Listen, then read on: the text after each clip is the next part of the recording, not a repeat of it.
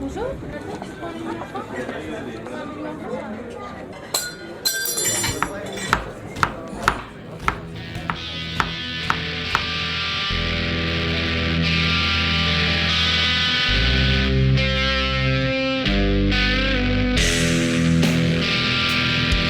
These people do these businesses because they love what they do. They have a passion for something and they've injected it into this business. They're not doing it to, kind of make mega bucks. Yes, everyone, welcome back to Breaking Bread, the Birmingham food podcast presented by food obsessed mates Liam and Carl. I'm Liam.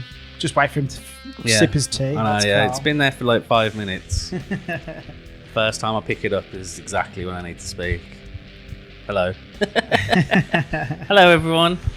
Hope you've all been good. Hope you've all been eating loads around Brum. We definitely have. Yeah, spreading that love out there. We've got so much on. We've just been chatting about what we've got on for the next 6 weeks. You know what? The next, up till Christmas now, the amount of, I just, me, I'm trying to lose a bit of weight. I don't see how the fuck that's going to happen before Christmas now. Miracles, mate. Christmas miracles. I know, We're going to lose weight before Christmas. It's absurd. But now we've got loads coming up, and we've done loads as well. We wrote down a list of what to talk about, and we had to cross half of it off, because we just, the whole podcast to be that otherwise. Yeah, well, I do put all of that kind of stuff on the newsletter that comes out every 2 weeks. So the podcast comes out 2 weeks, and then the week that the podcast's not out is the newsletter, so subscribe to that. Yep, that's all you in it, the newsletter. Some fantastic writing, so if you want to read it, have a good read. You say that, I hate it. Dude, it's awesome. Don't put yourself down, man. It's good writing. I was not expecting this, so I'm a little bit lost for them kind of words. You can't see it, he's crying now.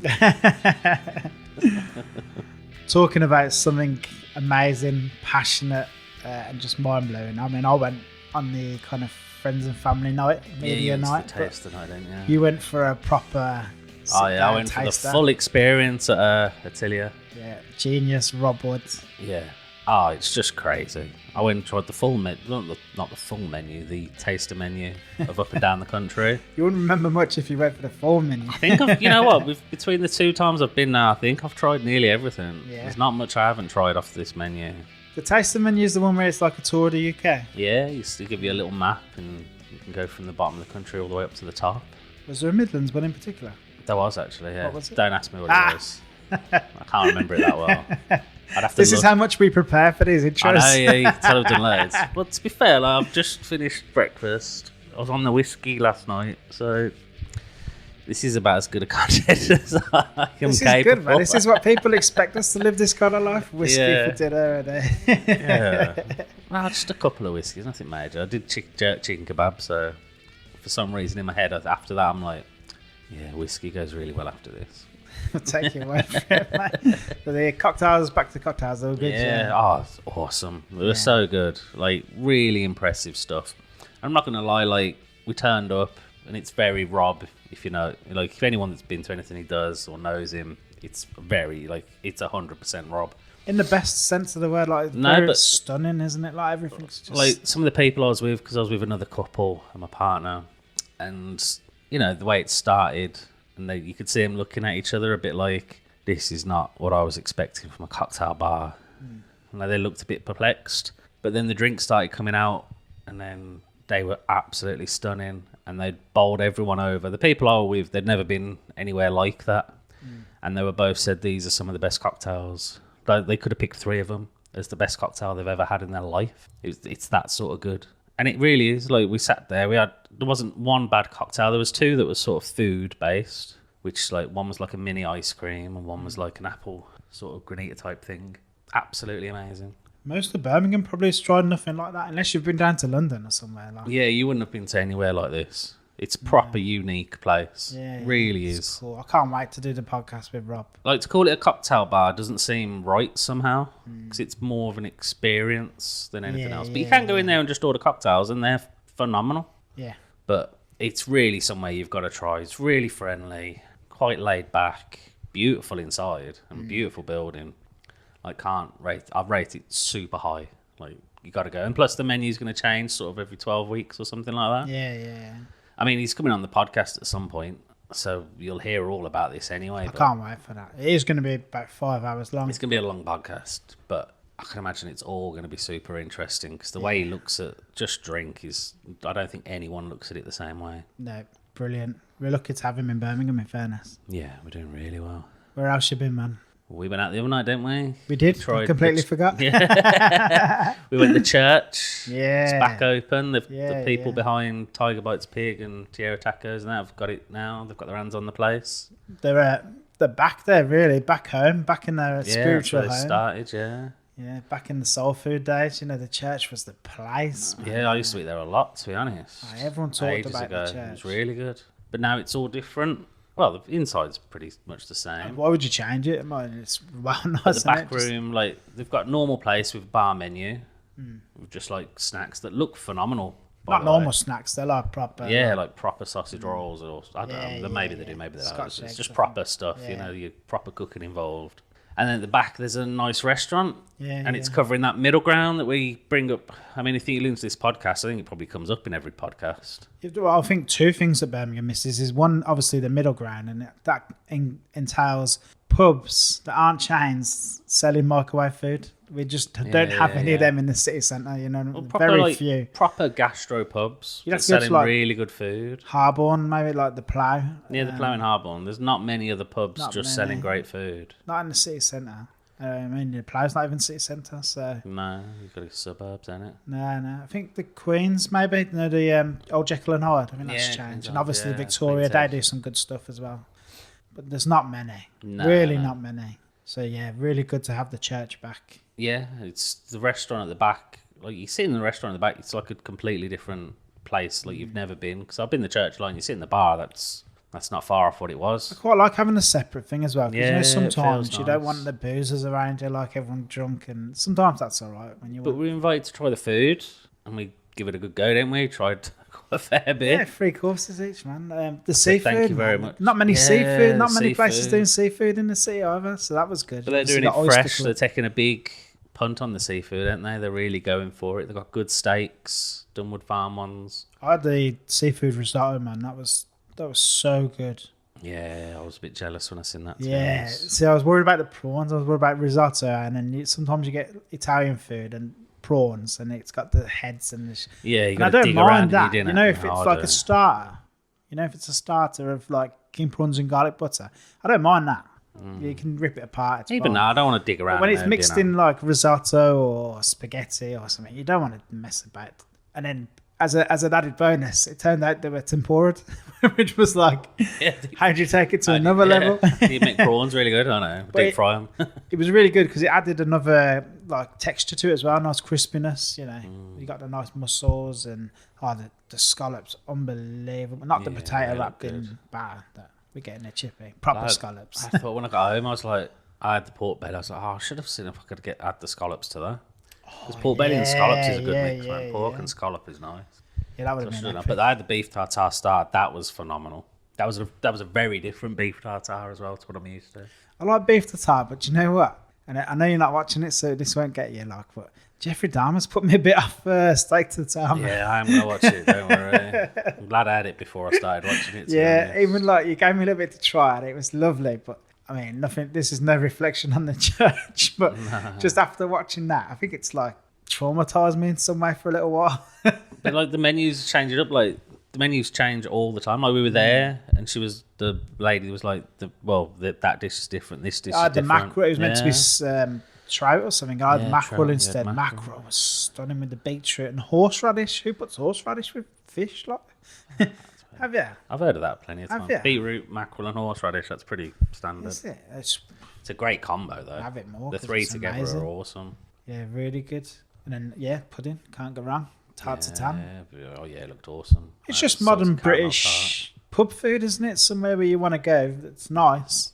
I wouldn't even say pub food. It's just British modern restaurant. But I feel like it should be pub food. Every pub should sell food like this. Yeah, it should just be great food. It should, what? It's great. Today's episode is with Joe. Brilliant, Joe. Not many people probably know Joe, but when you say Independent Birmingham, everyone knows then. Because even like himself, he keeps in the background, doesn't he? It's not one of these like, this is independent, I am Independent Birmingham and all this stuff. Like, you've probably seen him at the festival walking around. You wouldn't know because he stands there and queues up for stuff. Yeah. And I'm in the queue. I'm like, dude, why are you in the queue? This is your festival. Surely, if anyone can walk straight to the front of the queues, it's yourself. But he'll go and stand at the back of the beer queue. He'd be For hard him, pushed to know. I mean, it's all about putting in. It is literally independence first. He wants to put the light on them independent businesses. Not about him. He doesn't want to be the star of this at all. But No, it's like he's very a background type person. But for what he does, it's phenomenal. Like it's the brilliant. impact he has. The festival, though, mate. How good was the festival? I mean, We had so much fun. It's a highlight every year, but this year in particular, the sun was shining for a while, and then all of a sudden It's still you got the rain that seems to happen every year, but yeah, mate. Well, you see me. I was on the bottle. I wasn't just on cocktails. I was on bottles of cocktails. It was just the atmosphere as well. Thank you, There's Fox and Chance for that. kids and dogs everywhere, and everyone's like so happy, enjoying all the independent food. And But for us, it's like a who's who. Because we walk around, like half our podcast guests are there. yeah, all the chefs are there. And Rather working or just there socially. Yeah, It's mad. Like we bumped into so many people. yeah, lovely atmosphere, man. Just so nice, and it feels like everyone's stepped up their game. All the traders. They're all like, right, some of these people probably never been to my restaurant. I'm going to step it up now and showcase exactly what we do. I'm going to impress them and get them Yeah. in. That's what it sort of is. Like it is like a festival that you can just enjoy. But for a lot of these places, it's an advertisement. It's like, this is our food. Come and try the actual restaurant. Yeah. Adams, man. I had the Adams. Everyone's seen the picture of Adams sub roll with the crayfish. See, I was going to call it a sandwich. I think like that would be like, I don't know if that'd be doing it a disservice, but not everyone can afford to go to Adams and sit and have a nice meal, but you can go to the festival and get a nice taste of what they're about, especially you Oyster get you a Club. You feed. probably get that in Oyster Club. But yeah, Eat Vietnam, obviously smashing it as usual. I tell you what, there's nothing they do that's bad. Not a OPM. thing. The Meatopia burger I had, that was the best thing I had all day. It was so Mate, tasty. The cheeseburger fries. Yeah, man. Cheeseburger seasoning fries. It was awesome. Yeah, it was To be fair, great. I didn't eat much. I had that. What else did I eat? I think I had the Marmite wings from Eat Vietnam, which if I ever see them on anything ever, You've got to have them. like that's what I'm ordering. I had the barbecue place from Terra Tacos. Had to go there. Yeah, that looked good. And obviously coffee from Paws, Rory and Farah. I tell you what, they had the biggest queue all day. Yeah. They had a bigger queue than the beer. They were ridiculous all day. I turned up, I thought, I'll go and say hello. And then I seen the queue and I was like, I'll give them a minute. Then went back like an hour later and I was like, oh, fucking hell, the queue's bigger. And as we were leaving, I was like, I'll go and say goodbye before we go. And there was still a fucking queue. Paws, Adams and Yardbirds just had a queue all day. Yeah, They had the pizza as did well. well. Pizza from Baked in Brick, man. That was wicked, that was. Yeah, that was nice. I think we got like 3 or 4 pizzas. For the kids, Yeah. yeah. First thing we do is feed the kids. Yeah. If you go, just make sure you get food for the kids. The first thing you do. You do not want hungry kids waiting around for stuff. Just go get them pizza. Kids are pretty happy with pizza. I mean, I'm pretty happy with pizza, so. Oh, who isn't happy with Like, pizza? and the It's just a baked great in brick are awesome pizzas as well, so. Such a good day.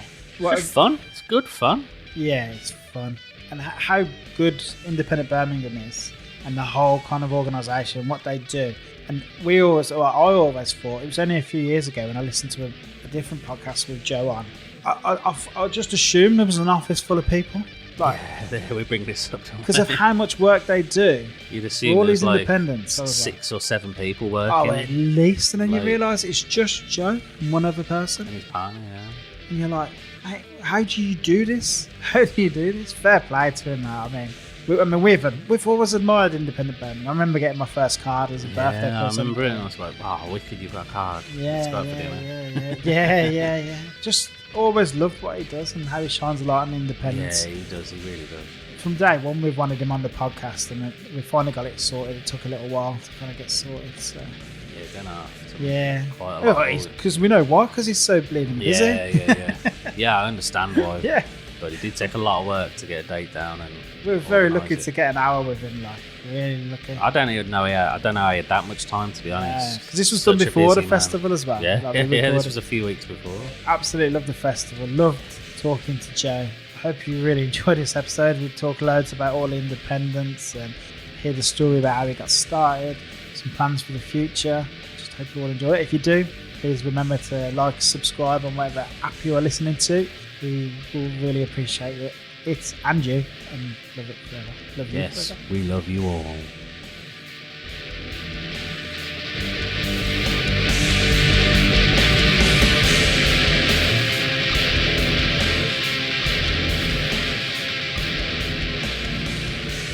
Joe, Independent Birmingham. How you doing? I'm all right, thanks. How are you guys? Yeah, good. Great. Do people think that's your second name, Independent Birmingham? They do. So- No one, Independent yeah, no one can pronounce my second name, so it's Independent Birmingham's easier for everyone. How's things? Yeah, really good. Intense, busy, but rewarding, awesome. It's great to finally sit down with you guys. I know it's been difficult trying to work out schedules and things like that, but no, it's good. Yeah. Well, you're a busy guy. The festival's coming up soon. Yes, the festival, less than 4 weeks to go. It's shaping up really amazingly. We've got the best food and drink lineup I think that I've ever seen for an event in Birmingham before. Some really incredible independents. Then we've got an outdoor artisan market with 14 market stall traders. Live music across the weekend on our main stage, curated by Hare and Hound. So it's really kind of awesome bands. And yeah, it's just a really wholesome day or weekend at Aston Hall with your friends and family and loved ones. And yeah, just getting to kind of eat amazing food, drink amazing drinks, rock out to live music. And, there's like between 50 and 60 different independents are kind of supported through the event. And it's just really amazing to gather thousands of like-minded people together for this weekend. And we only do one event a year, and we try and like really make it as special as possible and just make it really fun and inclusive, and just a kind of really nice crowd of people just wanting to kind of support local and have a great time. We will get back onto the festival. Obviously this will probably be going out just a little bit after, but it's all good. Doesn't matter. We'll kind of start at the beginning where we always start. Yeah. How did Independent come about? I went to university in Liverpool, and I loved going out in all the kind of like independent bars and pubs and things like that. And that there were dedicated areas there, like you go down Bold Street and there's like a bunch of them and things. And that's just what my friends and I like to do. And I came back to Birmingham after my 3 years there, and was kind of like, I don't know a single independent in this city. And I was like, and if I'm passionate about this, surely there are other people out there who are just as passionate, who also don't know about these places, don't really know where to start looking for them. Because this was almost 10 years ago when I first started. And yeah, at the time the independents were really like few and far between. They're really tucked out the way down side streets off the beaten path. And I started it just as a way to shine a light on these businesses and go, yeah, they're special, they're awesome, this is what Birmingham has to offer. And if you don't want to kind of go to these generic chain places, maybe you should try these other places instead. Like, it was just laughable and like really like basic and embarrassing at the start. Like I had like a weird website with a cupcake on the top, and it was pink, and it was just really poor. And then I kind of I just went out and I just found these places, and I just kind of sat up my laptop like 12 hours a day, 7 days a week, and just kind of made people care, I guess. It took about a year and a half for it to get traction. My background wasn't social media. It wasn't writing articles or anything like that. It wasn't PR. I just kind of taught myself how like these necessary tools that I needed to promote the business. But I always knew that I wanted to make the website, which would have like profiles of the independents so people could search through a directory and database, and it would be like a really useful tool for people. So irregardless of any other element of the business, I wanted as comprehensive as possible directory so that people could look through it and go, oh, I fancy like some dinner tonight, where can I go? Or like, oh, I want to go to like a bakery, or like, kind of vintage clothes shop and things. But in the back of my mind, I always wanted to introduce the Independent Birmingham membership card, which it was back then. It was a physical card, a small kind of credit card sized piece of artwork for your pocket, I guess, because we had people like Brum create the images and things. We had different artists for each year create the image on the back, and they were really cool. And the whole kind of point was to get people, out of their houses, off their sofas, and into the businesses and things like that. So not only was Independent Birmingham supporting, kind of businesses on social media and online and kind of shouting about them and bringing them to people's attention, but through the incentive of like the discount or deal, which, all businesses basically offer discounts or deals in-house, whether it's like a happy hour or like a Sunday session or, this or that. But what this is we we get them and we kind of host them on our external platform. So it brings like their deal to the attention of our audience through our app and through our website. And it's just all about getting people into these independents, supporting local, supporting, kind of Birmingham's, kind of independent scene and things. And yeah, it started gaining momentum from there. Was there many independents at the beginning, or? There were 21 who initially signed up. A few were quite skeptical at the beginning because like discount cards aren't a novel concept, but it was quite a novel concept in that it was solely for Birmingham, solely for independents. So it was quite niche in that regard. So it took some convincing for people, but as soon as you started getting more independents involved, they saw the quality of the independents who were already on it and they went, I want to be part of that. And then people were like, oh wow, you can go to this place and get 2-for-1 cocktails or like 2-for-1 pizzas or free pina colada and things like that. And kind of more people started buying the cards. And was there one independent in particular who broke the kind of dam? Yes, they're not on it anymore because they changed ownership after the pandemic. But the Electric, they were the one. They offered 2-for-1 cinema tickets.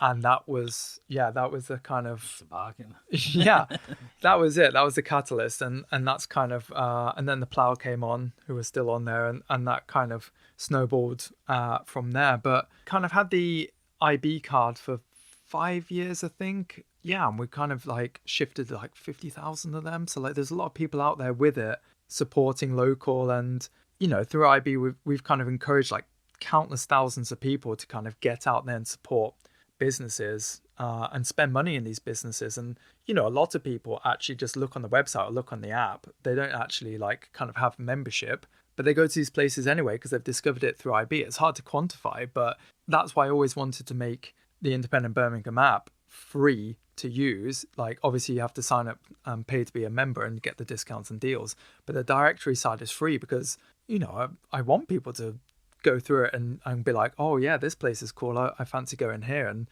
to me it doesn't matter if they like kind of pay the membership fee and get the discount or deal or whatever. If they just want to go there and they've kind of discovered it through IB, then yeah, that's wonderful. It's all about supporting the city and Birmingham's independent scene and things like that, and kind of getting people excited about all of these amazing independents that we love. So what is it about independents in particular that you think is so special?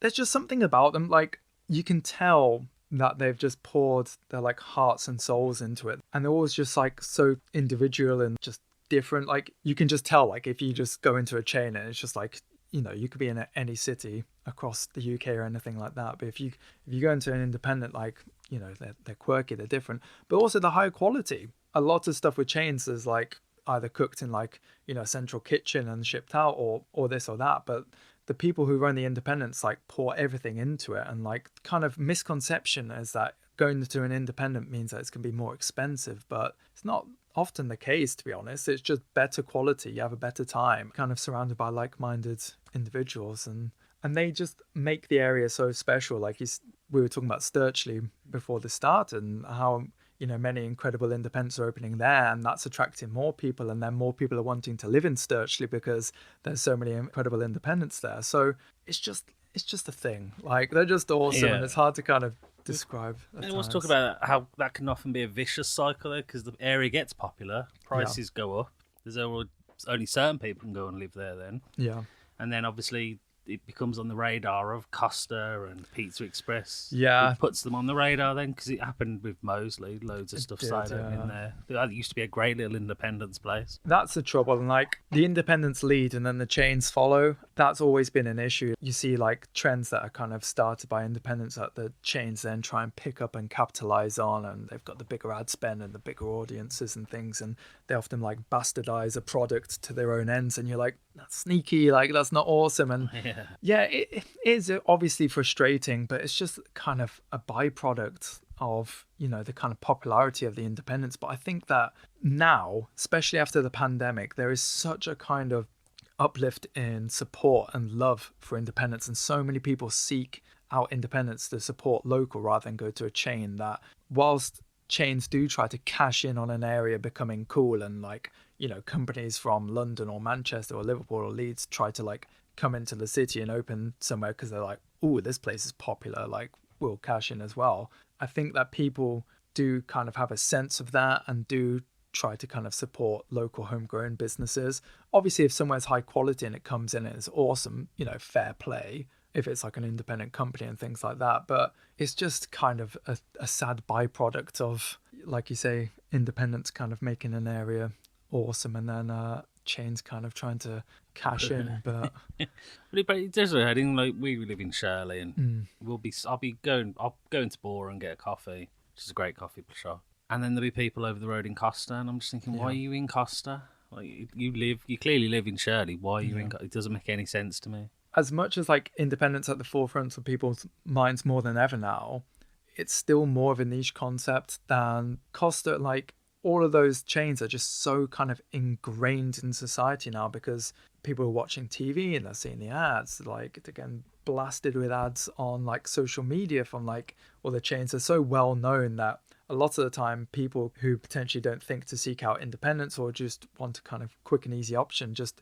immediately fall back into a comfort zone rather than going, oh, this place looks interesting, I'm gonna go try it, and then going, wow, holy shit, that's incredible, that's my new favorite coffee shop or my new favorite bar and things. So like I said, post-pandemic, the uplift in support for independence has been like really fantastic, and this is kind of so prevalent now, but it still is like, more of a niche concept than people going into Nando's and tragic places like that. Yeah. How does it work? Do you just go up to these people, or they come to you to join Independent Birmingham? Initially, I went round and kind of talked to independents and said this was Independent Birmingham all about. But in all fairness, we have I get inundated daily. It's quite overwhelming. Thousands of kind of notifications, hundreds of DMs, so many emails. I try to get back to people as quickly as possible, but the admin side is very overwhelming when trying to like run the business as well. But I get a lot of people emailing all the time asking to join and things like that, which kind of makes things easier because I don't have to then like kind of cold email people and things. But there's over 170 independents on the Independent Birmingham app now, which is great. And I keep adding more and more and more because I want to make it the most comprehensive database of independents in Birmingham possible. I have a new app developer, which is great because the last one went AWOL and I haven't been able to make any updates whatsoever to the app for well over a year now. And it's been giving me some sleepless nights thinking that everything's going to kind of crash overnight, but it's kind of held together. And we have the new app developers based in JQ who have a background in e-commerce, so it's a really kind of great relationship. And we're hopefully going to introduce a load of new features like gifting of membership, which was something that was like really great when we had the physical card, and it was like loads of people bought cards for like Christmas presents for loved ones, and like universities and offices bought like loads for their like kind of staff and students and things like that. But we couldn't quite reconcile that with the app, but we're working on that now, and we're trying to make that possible, and we're hopefully going to roll that out later this year because that's something I get asked about almost daily. That's the first I first had my first independent card through birthday present. Given the gift of local. That's great. It. No, it's lovely. I kind of miss the cards. Like, there's that sense of nostalgia, but the app is a much better and more complete product, and especially when we kind of have these new features that we're planning to introduce, it's kind of hopefully going to make it a really like essential lifestyle product for people who live and work in Birmingham. And I just want it to be as kind of a complete end-to-end user experience as possible, so that anyone who has any mild interest in discovering independence, like there might be hardcore fans like you guys and kind of they're in the know, or they might be just kind of dipping their toes in and go, oh yeah, we want to start like supporting local instead of these chains, like where to begin. And I just want to create like such a kind of comprehensive and awesome database as possible, and kind of take it from there, I guess. And obviously the incentive of the discounts and deals is kind of what helps drive people into the independents, because there's some really great ones. Like I say, you can get kind of free pina coladas, free coffees, and £5 off your menu, or like £10 off, and things like that. There's like a load of different discounts, and all unique to each venue and things like that. And it's all just kind of designed to encourage people to get out there and support the local economy and these independents. Is it the venue that come up with what discount they're going to offer? We work on it together because we kind of know what what works and what our audience likes and things. And there's no point someone kind of just offering basically a token offer just to get on there if then no one ends up using it, if you know what I mean. So we work together to kind of create the offer that we think will encourage as many people as possible to go out and use it. We're trying to focus on just like, kind of getting as many like kind of amazing businesses on there as possible with some like great offers and things. And just during a time when, people are struggling, just try and get as many people going out as possible. And hopefully it enables more people to go out. If, there's the incentive of a discount or deal, they might have been like, oh, actually, we can't go out this month, but it might incentivize them to go out and spend money in their local businesses and things. So it's quite a mutually beneficial system that we have with the independents. And obviously then we have the social media pages and the website and the newsletter that we kind of use to champion them. And we have, I think it's over 160,000 followers across Instagram, Facebook and Twitter. We get about 2.5 million reach per month and things. So like it's a decent kind of reach and following and engagement we have and things. It'd And be we a massive struggle for some of them small independents to try and build that, because it's very time. Social media, I know people think it looks easy, but it's not.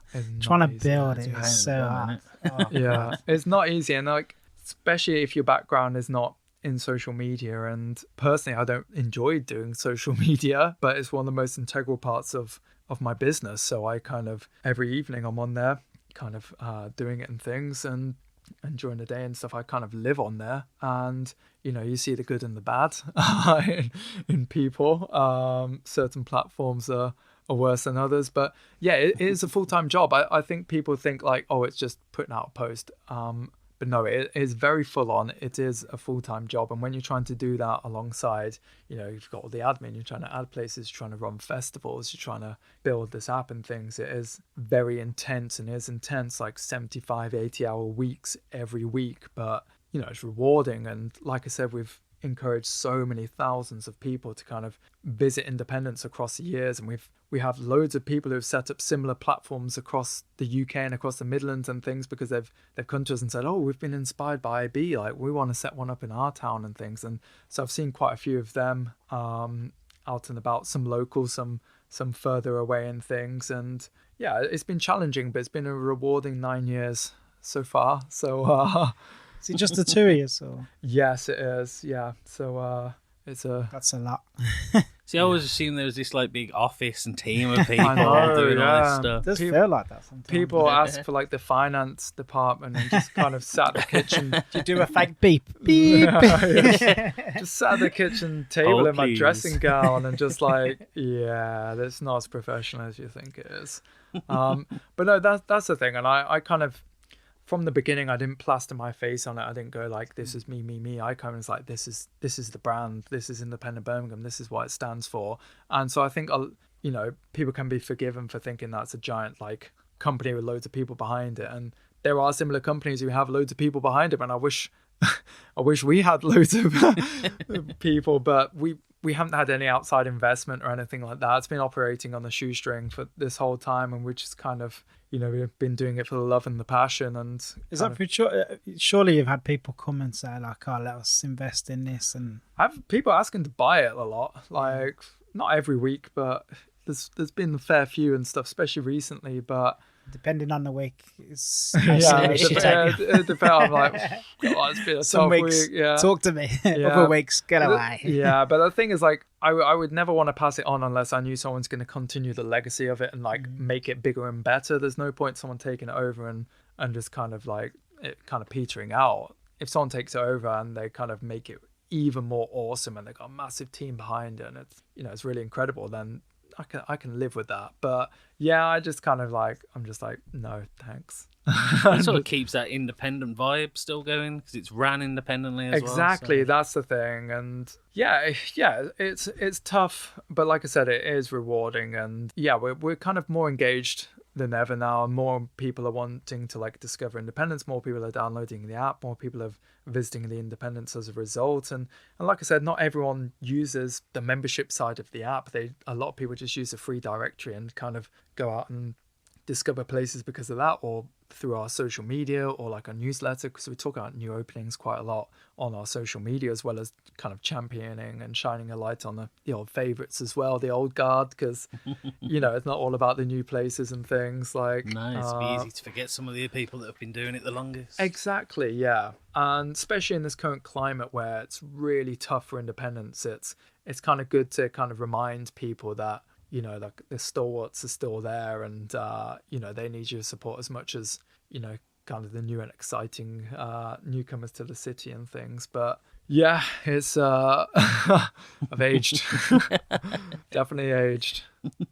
You said earlier, like you're inundated with emails for people who want to join the card. How do you vet them, or how do you decide, like, yeah, well, you can come on board, but sorry, mate, you can't? It's really tough, to be honest. Like, a lot of it kind of depends on whether they are independents, the first criteria, because you do have some people come and go, oh, can we join in? And you're like, Starbucks, man. No. And things. So, like, we kind of cut it through that. But, I mean, like, I have a list of about 40 of 50 independents who are currently, like, interested in joining, and then like, another list of possibilities and stuff. So, like, it just takes a while, basically. I kind of, like, vet them for quality and things like that. And, like, you kind of know people who've been there, or you've been there yourself and things. And, like, or they have other businesses and things like that. But basically, like, yeah, if they're just independent and they're awesome, then, yeah, and we can kind of work out, a discount or deal that kind of suits the app and things like that, then yeah, we kind of go ahead. But it does take a while to kind of work out these things, and then do the write-ups, and then kind of get the social media going and the newsletter and things like that. So it's not instantaneous. And when you've got such a long list and you tell people like, oh yeah, we'll come back to you, but there's like about like 30-40 places currently all going, we want to join imminently, they kind of come back to you next week and like, can we join now? And it's like, sorry, it's still just tiny team, like we're trying to do it as quickly as possible. Currently we only have certain areas on the app. We haven't been able to add any new areas because we haven't been able to do anything to the app, sadly, but we're looking to kind of expand to encompass a few more areas in Birmingham and things like that as well, now that we're adding new features. But every time we add a new area, it just adds, like, the workload just kind of increases like exponentially and things. So it's kind of, we have to really go like, are there enough like high quality independents in this area to kind of make it possible to go to this area and like add it to the app? Because I like to have hubs. I like to have it where someone can go with their app and use it in a number of independents in like that area, so it's kind of, they're not like scattered about and things like that. Because I always kind of thought, if there's one like over here and there's one like kind of 20 miles or whatever in this direction, or 20 miles might be a bit much. I'm not too great on my geography, but yeah, I always like to create hubs and things like that, and like pockets where people can kind of go to King's Heath and stuff like that. And there's loads on there in King's Heath and JQ and Digbirth. And so yeah, I mean, I always just say, just be patient with me. I'm trying really hard and things. Tricky question for you. How do you define a chain or an independent? An independent. Yeah, it is tough. It is a grey area, because there are independent companies who have like a number of venues, and they have a number of venues across the UK, but they still class themselves as an independent company. I always said that I would kind of define it as having fewer than 3 different branches of the same independent was kind of it, but kind of originating from Birmingham. But then there were places who had like one in Bristol, and then they came and had one in Birmingham, and I was like, but they're independent as well, and things. So I try and stick to that. But then you can't be punitive if someone then opens a 4th branch because they're popular and successful, and then you can't go, you're not independent anymore, because they still are independent. Yeah. So I tried to stick to that criteria. It is a grey area, and it's a really tough question to ask and things like that. And some people might not agree with the way I kind of define it, but yeah, that's kind of how I've always looked at it. And if someone is on there and they kind of have 3 different branches of the same independent, and then they open like another one, and I can't then turn around and go. It's tough one. Yeah, we've had this debate loads and loads. The Shum always throws me off, because like they're such independent spirited, and Shamel just like guru type, like legend, and then everything they do is quality, and there's only a few of them. But where's the cut off? 10, where's the 20, 30 plays. There must be a cut-off point somewhere.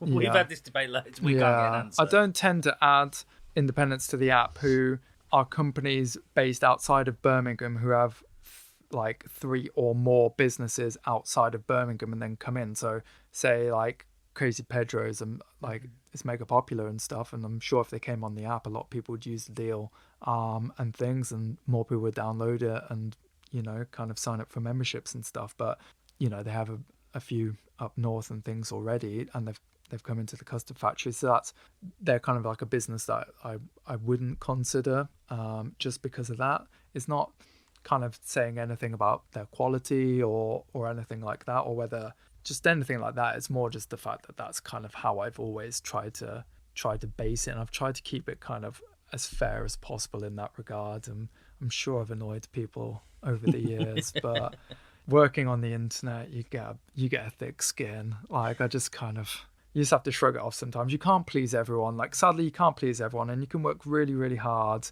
and pour everything into it and work some insane hours, and someone will always say what you're doing is shit, or you should be talking about this area more, or doing this or this, or you shouldn't include them, or you should include them, or what about me and stuff. And it's kind of, it's tough. And I understand, like, businesses are, they're trying to thrive and stuff like that, and people are looking out for their business and stuff, but I also have to look out for my business that I've built over the last 9 years and be protective of the brand that I've created. And a lot of people are very protective over the brand themselves, and they have a certain idea of what they think Independent Birmingham is, and they're kind of very protective over that. So I don't want to kind of start randomly adding in a bunch of places that people might not kind of agree are independent, and kind of take the integrity away of what I've kind of stood behind, of what I've tried to create.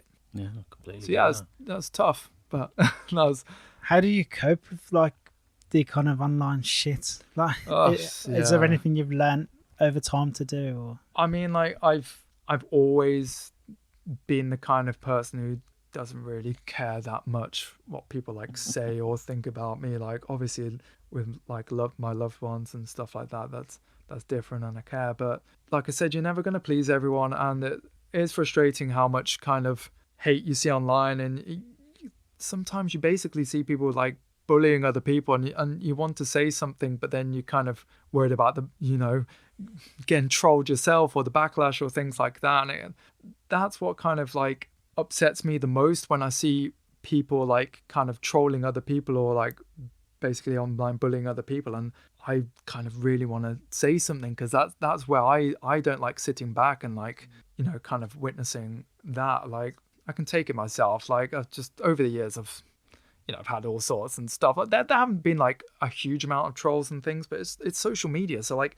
you'll put something out on Twitter and someone will just instantly, who's not following you, or just do some spam comment or some like shit comment that's like, and you're like, this is so irrelevant to like what I've just posted. Like, why?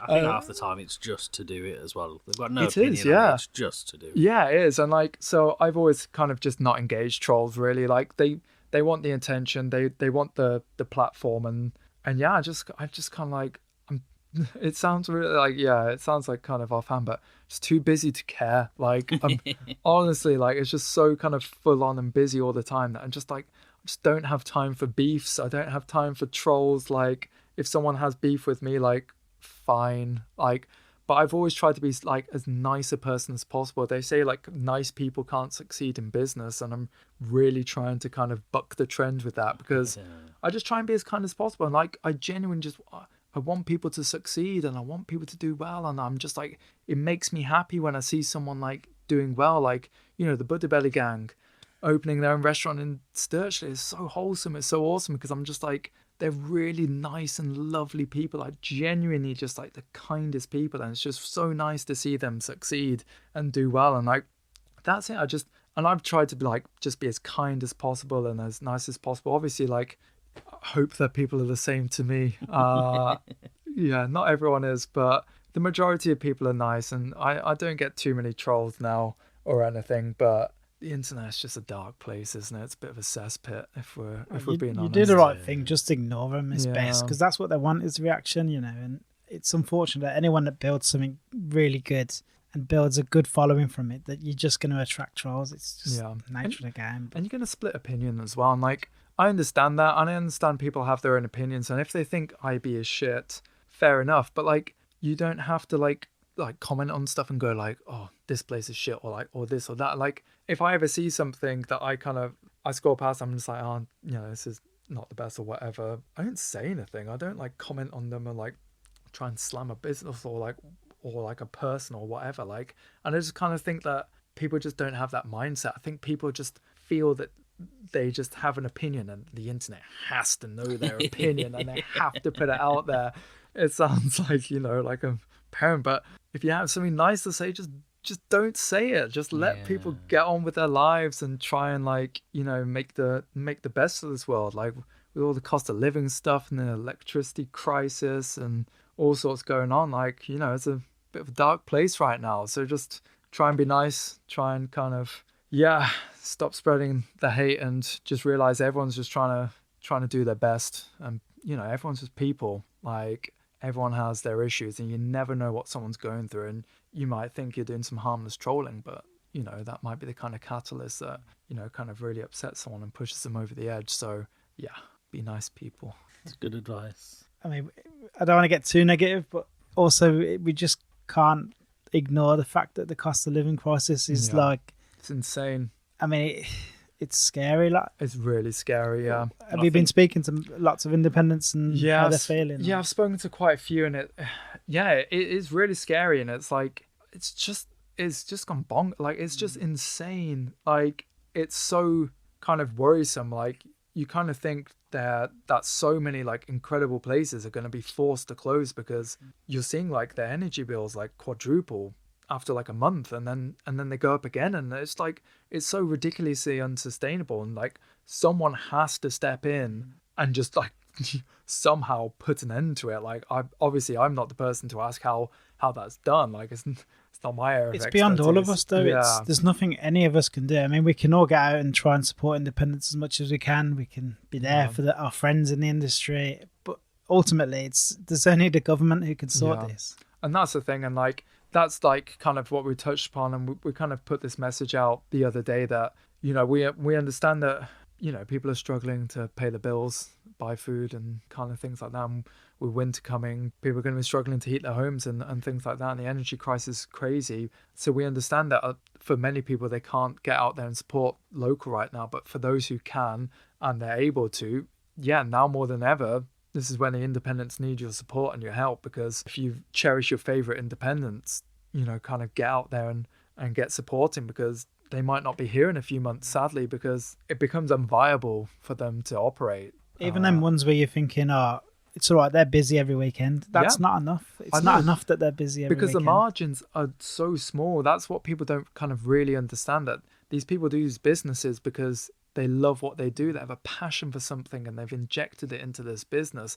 They're not doing it to, kind of make mega bucks, and they're not like the kind of Nando's or like whatever with all these like branches and things like that, just raking in the dough.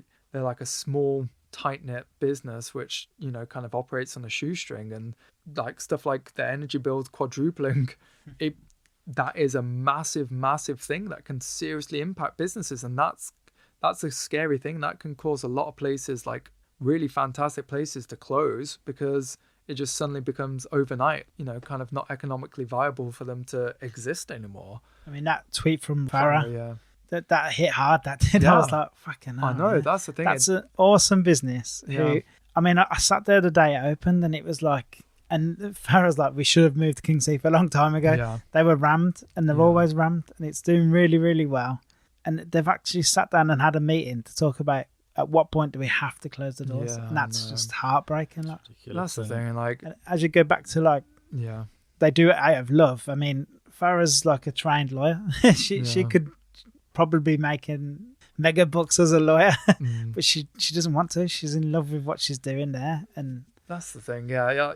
Farah and Rory are really, really lovely, genuinely like really kind people, and it's hard to kind of hear these stories and things, and they're not alone. That's a scary thing, and I mean, hopefully someone's paying attention. I mean, like, you'd hope the government knows that this is an imminent issue that needs dealing with. But at this stage, you just you don't really know what's going through their minds and things. But yeah, it's really disheartening to hear, and like, yeah, especially with like just genuinely like really lovely people who have worked like really hard, and like you said, they smash it in King's Heath. They're amazing. It's such a great business for King's Heath that attracts other businesses to King's Heath, and then makes more people want to live there, make it more awesome. And like, it's just, yeah, they're perfect for it, and yeah, they're amazing people. And like, and then this happens, and like they've just kind of, yeah, like you said, they've just kind of moved to King's Heath, like they're smashing it, found their feet, and you're thinking, oh wow, like, yeah, we could be able to enjoy this for years to come. But yeah, kind of, I think something has to change at some point. I just yeah, there's going to be just mass closures if they don't change. Yeah, something's got to happen. The trouble is, the knock on the economy is going to be staggering, because the hospitality industry, like, so many jobs are reliant on the hospitality industry, so many people's wages and things like that. Like, the amount of tax they'll lose out on. Exactly. And like, yeah, the knock-on effect will be like unbelievably staggering, and it's really scary. And like, I really kind of, my heart goes out to all these businesses and things, and just everyone at the moment, to be honest. Like, it is a really kind of tough time. But yeah, I mean, stick together. That's all we can do. Like, support where we can, and if you're able, get out there and kind of support your favorite independents and spread kindness, spread love, because at the moment, kind of people need kindness, don't they? Because what else is there right now? Yeah, that's it. It's free, isn't it? Yeah. You can give that. Yeah. And that's the thing. And like, supporting online, if you don't have money to go out, you can support online. You can share businesses. You can encourage your friends to go there. You can leave comments and like posts and kind of help boost their engagement and things, so they can reach more people. There are free ways that you can support businesses if you currently don't have the money to go out there and support locals. So yeah, don't kind of despair if at the moment you don't have, the kind of income to go out, because you're thinking, I've got to pay my rent and I've got to pay my bills and I've got to pay food and things like that. Because there are free ways you can support local, and then, those who can, get out there and help as much as you can. And there will be some people listening, and not many, because we're always independent. We've just naturally fell into the independent route. We just resonated with them more, the people who ran them. There will be some people who are like, yeah, but what about Wetherspoons? They've got like 700 pubs. They've got to try and hit. I'm not sure how true this is, or if I've just read it, but I'm sure I read that M&B were going straight to the energy, to deal direct. So they weren't going through an energy supplier. So they were getting like wholesale prices as opposed to like, I can't even think of an energy company. I can only think of Octopus. Oh, yeah. Octopus happens to be one of the good ones, but instead of having to go through like a third party, they can go direct, because they're so big. Yeah. And they're going to need so much gas and so much electric that they can go and get wholesale prices. Whereas like Rory and Farah can't do that. And a lot of the independents can't do that.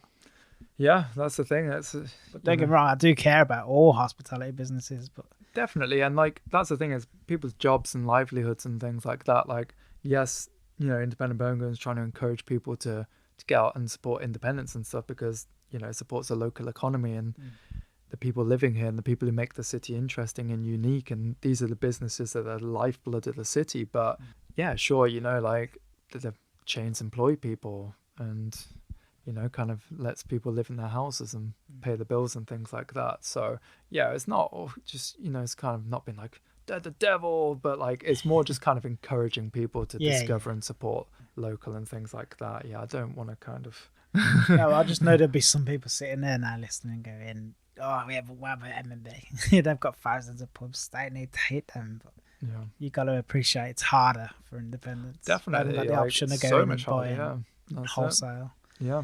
And another great way to support independents. So it didn't sound so much of a cheesy segue in my head, but it's coming across this way. But obviously, signing up to Independent Birmingham is a great way to support a variety of independents for only, how much is it? I can't remember. $1.99 a month. $1.99 a month. Yeah, so that's it. And like, for that $1.99 a month, you get access to discounts and deals, like up to 25% off, 2-for-1s, like freebies, like free pina coladas, free coffees, like free soft serve ice cream at Trentina, stuff like that, at over 170 of the very best independents across Birmingham and Solihull, all for just $1.99 a month. And yeah, it's just a perfect way to kind of discover and support independence. You kind of save a little along the way, which is great, but then kind of means you can go out and support more independence with the savings you make and things. But also it enables you to go and support more independence. That's exactly what it is. The membership allows Independent Birmingham to exist, and it allows us to kind of shine a light on these businesses, build our platforms, like make the app even better, get these businesses out on like our social media pages, our newsletter, and kind of champion as many of them as possible, and kind of uplift the city and uplift as many kind of indie businesses as possible. So we're a vital platform for independence, and we work really hard at it, and we have like a very large reach and things like that, and it kind of supports us in that process. So it's not only enabling you to go out and discover amazing independence and save some money on the way and kind of have fun and things, but it also supports this business, which subsequently supports independence. So it's all mutually beneficial, and it's and it's kind of great. And I'm really thankful for everyone who kind of has downloaded the app, and especially to everyone who's kind of paid for IB memberships over the years, whether that's IB card or currently with the Independent Birmingham app. Yeah, you're helping to keep this platform alive, and thank you to everyone who's bought festival tickets and has done over the years. Without you, Independent Birmingham wouldn't exist. So yeah, I'm really thankful for everyone who's kind of engaged with us online and who's kind of supported with the app and everything like that. And obviously all the independents who are on the app and the platform and things. It's really awesome. Yeah, so if you're sitting at home hearing all these sad stories and thinking, how can I help? This is a really good way to help. Yeah, I'm sorry if I bummed anyone out. I've sort of tried to be positive, but yeah. We've only touched on it. I mean, we could sit here for hours and talk about it, but no one would listen. Apart from the diehards, probably just me listening to my own podcast all over and over. You kind of touched on the festival at the beginning, and you touched on it then. How did the festival come about? Just basically wanting to kind of create a physical manifestation of Independent Birmingham. Like a party. It feels like a party. Yeah, independent party. Yeah, it's like the event of the year as far as I'm concerned. Like it's one of the biggest things, and it's always so much fun. Yeah. We said our only complaint is there's probably too much. Too much fun, or just too much on offer. Yeah, that's the thing. Like I just kind of was like, I was like, I love going to street food events, and I love food, I love drink and things, and kind of at the time there wasn't like a major festival where that was getting like restaurants who don't usually do street food to do street food, and that was the niche. That was going like, oh yeah, you can like try this restaurant, but you might not have tried this place or this place. We're going to get all of your favorite independents who don't usually do street food, and we're going to put them in an iconic location, and we're going to get some amazing cocktail bars, craft beer, wine, and like everything in between. And then kind of it's not just about food and drink. It's about, indie creatives and retailers, like artists, designers, makers, bakers. And we kind of get a bunch of the city's finest, and we kind of host a little artisan market as well. And Birmingham loves music, so we get a big old main stage, and we kind of get the legends that are Hare and Hounds, who are great. Just great people, by the way. And get them to curate a really awesome lineup for us. And the first one was really tough. Like, my background's not events at all. I mean, like, my background's none of this. It was law. That's what I did at uni. And then I was like, I don't want to be a lawyer. So I was like, I don't want to work long hours or weekends. And now I work long hours and weekends. So it was a really steep learning curve.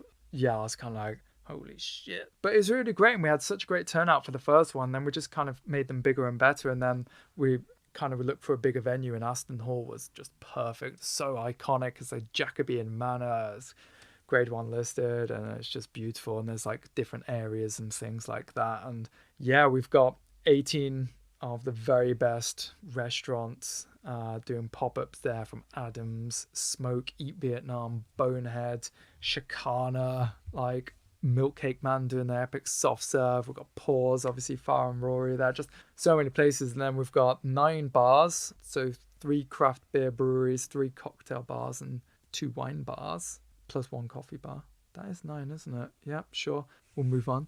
And then no one check. No one check my maths. And then 14 kind of artisan market stores, and just they're just like really like, they're just lovely events. It's just great seeing people gather together and having a really nice time and just enjoying amazing food and drink. And like my favorite part of all of it is not setup. It's brutal. It's horrible. Is when I hear people or see people like comment online saying, I hadn't tried this place before, but I love them. I'm going to go and be a regular now. And then they go and they, you know, it becomes one of their regulars and things. And that's what it's all about. It's about kind of bringing so many fantastic independents together, not only just having a really fun party and celebration of Birmingham's independent scene, but we do so much social media around it. And the independents love that as well. Like I kind of feel like part of the reason they want to like join in is because we blast it out online so much, and so many people are like, oh, I've not been to this place, but now I'm going to go back and introduce their friends and family to them and things. And yeah, it's just great seeing like these restaurants who don't usually do street food to kind of create really cool dishes and things like that. And yeah, that's the aspect I never really thought of so much. Was if you haven't tried Adams, now you can try it at a very reasonable rate at a festival and see what you think. Exactly. And that's the thing. And we try to like, you know, kind of gather independents from across the suburbs and the city centre and things like that, and just created like just the very best lineups we can. Obviously we're limited on space, so we can only have so many places. I mean, we've got like 27 traders, so that's a lot, but like they are lovely events, and we only do one a year because they take a lot of effort and planning and things like that. But yeah, we always get a really, really amazing turnout, and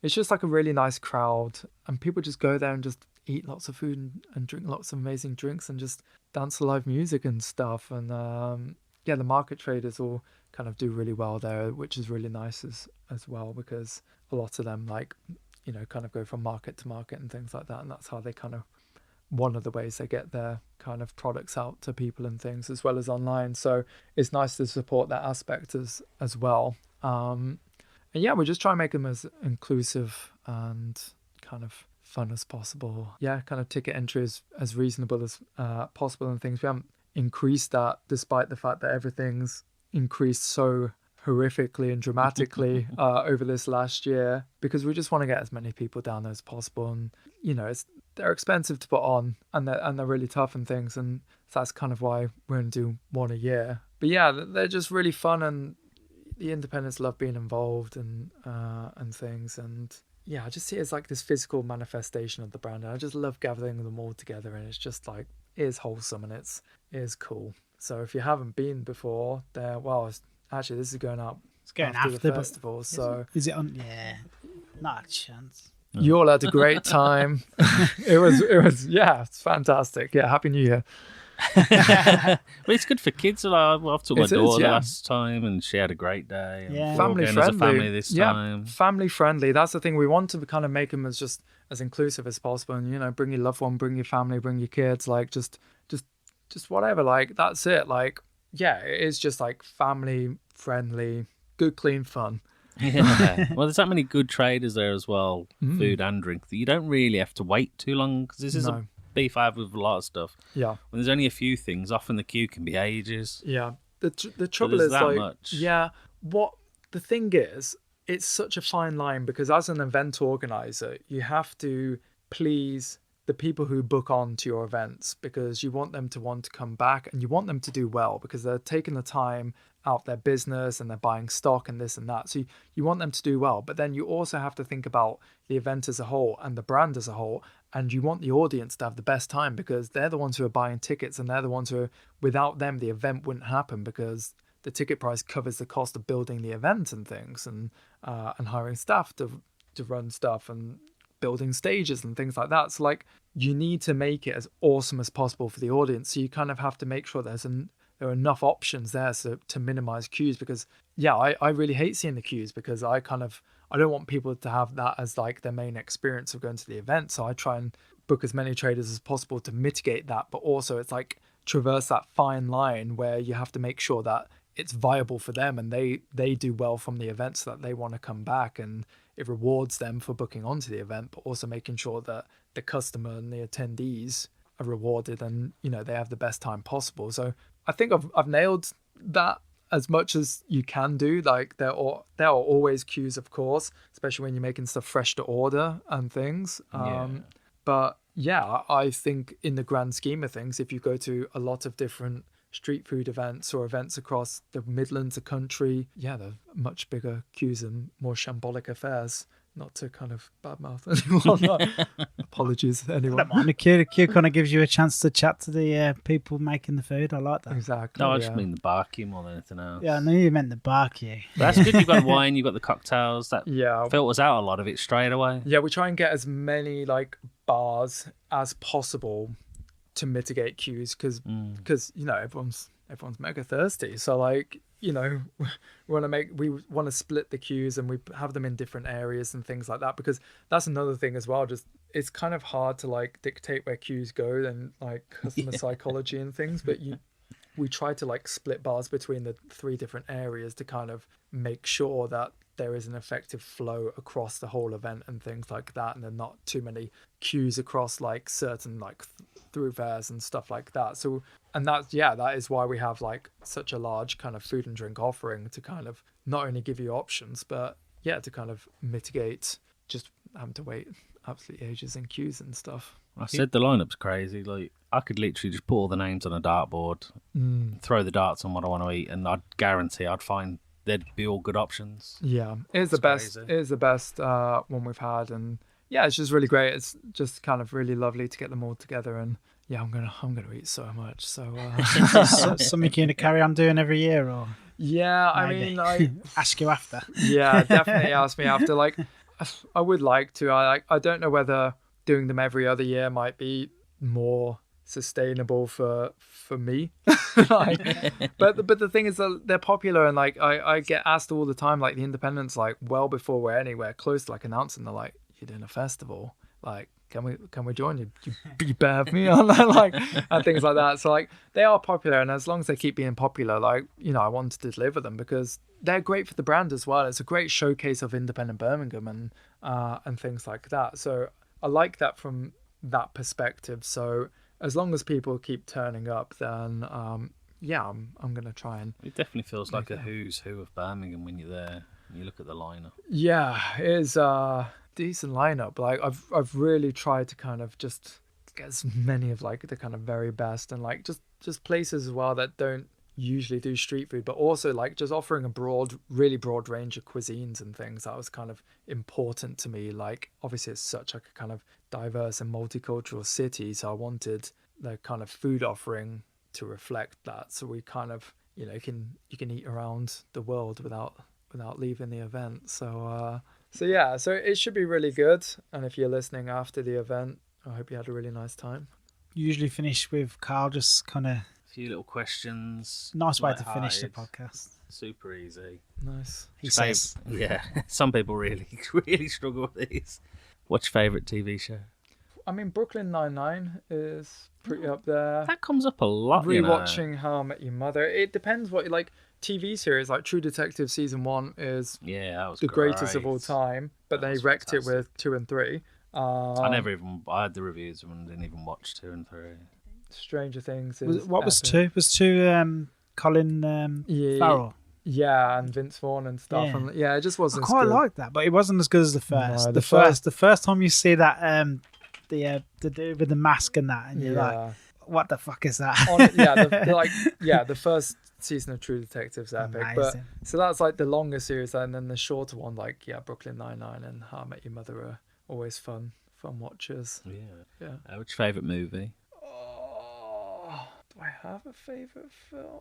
I mean, I love Batman. Like, I mean, but I like the new one with Pattinson. I mean, everyone like kind of says the Dark Knight's the best one, but you see, I'm with you. I don't think it's the best one. Yeah, I think people think that because Heath Ledger gave such an outstanding performance, but I actually preferred Batman Begins to The Dark Knight. So, you know, just roast me online and troll me or whatever. But yeah, I like the Batman. I thought it was great. Cinematography is incredible. Oh, it's a fantastic it's movie, just such an amazing film. Heat's great. There's loads. Like I just got like 600 DVDs at home. Like I just always about it. We're rewatching all the Avengers films and stuff. They're cool. But yeah, I'll go The Prestige. Great film. I haven't seen that one yet. It's on the list. You've seen it, haven't you? No. Oh, no. Yeah, I love The Prestige. That's a great film. we'll go with one of those options. That'll do. Yeah. What's your favourite band? It fluctuates. I love Alice in Chains. Love Killswitch Engage. But I love Spencer Burton and I love City and Colour. You can't go wrong with Metallica and Nirvana. But I've got like a really broad spectrum of bands that I like. Like half the time I listen to metal, and then I love some Taylor Swift and, and stuff. Who doesn't love Taylor Swift? If I you don't know, love yeah. Taylor Swift, there's definitely something wrong. Yeah, like she's incredible, mega talented. But Alice in Chains are up there. They're pretty epic. Linkin Park, Hybrid Theory. But this is for both of them. I'm always fascinated by people whose favourite band they can't make any new music. Yeah. So you're still your favourite band based on all of their old stuff. Yeah, well that's it. Like Nirvana and like Smashing Pumpkins, they were great. I don't know whether they're making new stuff now, but like the era that I like is just just kind of that's gone, been and gone, and things. Sometimes you just got to listen to some Killswitch Engage or something. But Linkin Park Hybrid Theory was awesome. I saw my download years ago, and they played it first track to last track, and that you were was probably in the same field as us. We were there. Yeah, it was insane. I got people were just crushing me. It's like someone's coming at me looking like they were going to be sick on me, and I was like, trying to like get away from them. But that was definitely us.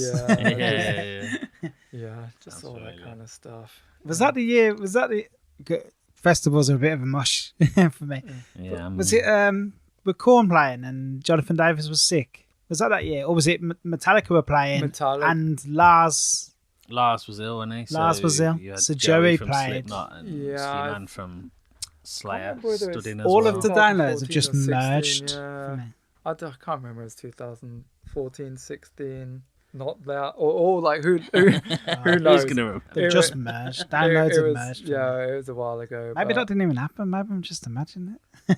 Yeah. Phoebe Bridgers also. Yeah, she's great. So yeah, just lots of stuff, and it's like I keep like kind of going back, or like I look on my old school like real piece of shit iPods, and like one of the really old crap ones, and be like, cool music I haven't listened to in like 10 years, and I'm like, yeah, I'm still into this, like, and things. Doesn't die, does it? Doesn't, yeah. This might be a controversy. You don't have to answer it. What's your favourite big fast food chain? I don't eat like big fast food stuff, to be honest. Like, I don't go to any of them. It sounds like it genuinely sounds made up. Mr. Independent, It of genuinely course. sounds made up. That's what I said, But, like, answer. I don't really think I've been to a chain in like 9 years. I basically think like as soon as I started, I was like, yeah, fuck that. I just haven't looked back. Like I don't do McDonald's or any of that. I'm just like, if I'm gonna get like fried chicken, I'm going to Bonehead. Yeah. You know, like just no, I don't do that. I like to cook at home quite a lot. So like, that's good. What do you like to cook? What's your signature dish? All kinds of shit. I've got a few. I do brisket and ox cheek, grilled cheese tacos. Oh man. Make my own tortillas and stuff like that. Barbecue char-siu pork's epic. Steak stuff. I like do kind of like steak on the barbecue, and then do like you do some really nice like rosemary and thyme and Gruyere dauphinoise potatoes, and do like charred Hisby cabbage and chimichurri and stuff, and McMuffins, man. Make my own McMuffins. Don't need to go to McDonald's because I make my own little sausage patties. Are you not tempted to set yourself up a stall at the festival? I'm just not built that way. Like, full respect to the street food crew. Like, they are just insane grafters. Like, it is hard work. Like, the 18-hour days and stuff like is relentless. So no, like, I like cooking for the people I love, and I like cooking as a bit of a hobby and to feed myself, but I don't think I'd enjoy having like a street food business or a restaurant, because like people think, I'll do this, but like there's just so much behind doing it that's not just like cooking food and stuff. That's like the business element, and I like going out and trying awesome food and drink from other people. So also, when was he supposed to do this? In all of his spare time? Yeah, no time for the side hustle. But no, like I like supporting everyone else. So last question. Outside of Birmingham, obviously, what's your favourite food destination in the world? That's a tough one. Like, Florence is great. Food's really, really good. Jamaica's like awesome. Well, we had a really nice night in Paris where we went for drinks at Little Red Door and then tacos at Candelaria, and that was one of my favourite evenings. But yeah, I don't know, like Florence maybe. Yeah. It's a good answer. Yeah, it is really awesome. Like, I mean, pizza, pasta, steaks, like just Grom gelato is the one. I could eat that every day. It looks obscene on your thing. It looks like a turd, but it tastes. It's literally like the poo emoji, but it tastes incredible. Like, yeah, just had quite a few there. So yeah, that's it. I love Italian food. So final answer, maybe. Nice. I think that's everything. Awesome, that's us. Thank you very much. Yeah, no, thanks for having me on. Been massive fans of like everything you've done from like the beginning, man. Yeah, that's really nice to You say. should be really proud of everything you do. Thanks. I don't really it's only when I come on this that I kind of have to think about what's happened over the last 9 years. I don't tend to kind of think about that because I'm just kind of day to day thinking about. You're too busy. Yeah, exactly. Yeah, You are too busy. Thinking about what's gonna happen next and trying to plan for the future and stuff. But yeah, thanks. It's been really lovely being on and chatting with you. Thanks. Cheers, Jeff.